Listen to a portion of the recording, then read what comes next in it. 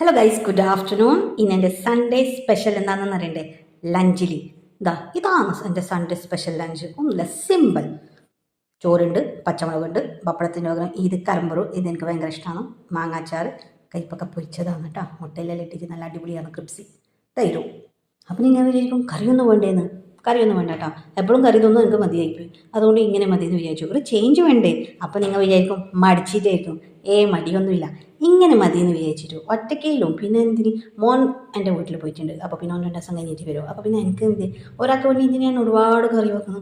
അതുകൊണ്ട് എനിക്കിങ്ങനെ സിമ്പിൾ മതി. ചില ആൾ വിചാരിക്കും സൺഡേസ് എല്ലാവരും ചിലപ്പോൾ chicken biryani, mutton biryani, fish biryani, മുട്ട ബിരിയാണി അങ്ങനെ വെക്കും. ചിലപ്പോൾ മീൻ കറി, ചിക്കൻ കറി അങ്ങനെ. അങ്ങനത്തെ ഒന്നും വേണ്ട.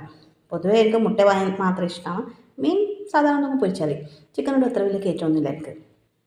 അപ്പോൾ എനിക്ക് ഇതാണ് സ്പെഷ്യൽ.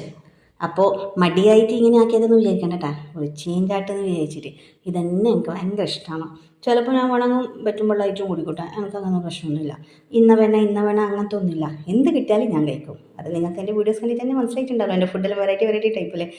നിങ്ങൾ വിചാരിക്കുന്നത് ഇതെന്ത് ചോറിൻ്റെ ഒപ്പം ഇങ്ങനത്തതാണെന്ന് തോന്നുന്നത്. അങ്ങനെ ഞാനിങ്ങനെയാണ് കേട്ടോ. ഒരു വെറൈറ്റി വേണ്ടേ? അപ്പോൾ രസം. അപ്പോൾ നോക്കിക്കോളും എൻ്റെ സൺഡേ സ്പെഷ്യൽ ലഞ്ച്. അപ്പോൾ ഞാൻ കഴിക്കാൻ പോട്ടെ. ആ പച്ചമുളക് ഇട്ട് കുഴച്ചിട്ട് കഴിക്കുമ്പോൾ ഓരോരോ കടി കടിക്കുമ്പോൾ എൻ്റെ മോനെ സൂപ്പർ ടേസ്റ്റാണ്. നിങ്ങൾ വിചാരിക്കും എരിയും. അങ്ങനെയൊന്നും എരിയൊന്നുമില്ല. എനിക്ക് ശീലമായിപ്പോയി. എനിക്ക് ഭയങ്കര ഇഷ്ടമാണ് പച്ചമുളക് ഇങ്ങനെ കടിക്കാൻ. അപ്പോൾ ഞാൻ കഴിക്കട്ട് വരാം. അപ്പോൾ ഞാൻ കഴിക്കട്ടെ കേട്ടോ. അല്ല, ചിലയാൾ വിചാരിക്കും ചിലപ്പോൾ നമുക്ക് കാണിക്കാൻ വേണ്ടി ഇങ്ങനെ ആക്കുന്നതായിരിക്കും. പിന്നെ കറി പൂർവ്വമായിരിക്കും. ഇല്ല കേട്ടോ, ഇതാ ഞാൻ കാണിച്ചിട്ട് ഞാൻ തരാം. ഞാൻ കറി വെച്ചിട്ടാ സത്യം മടിച്ചിട്ടല്ല കേട്ടോ.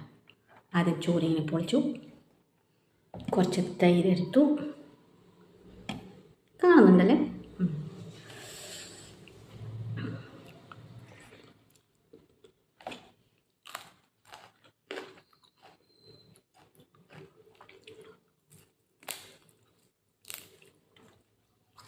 പിന്നെ അച്ചാർ,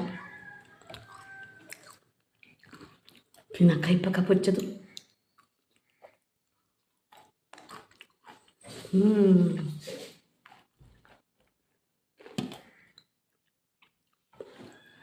നിങ്ങൾ ഇടയ്ക്കിടയ്ക്ക് ഇങ്ങനെ തിന്ന് നോക്കട്ടോ.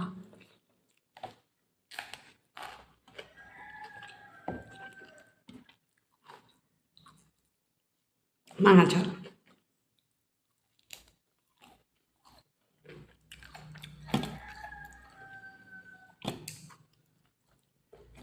അപ്പോൾ ഞാൻ വെക്കട്ടെ.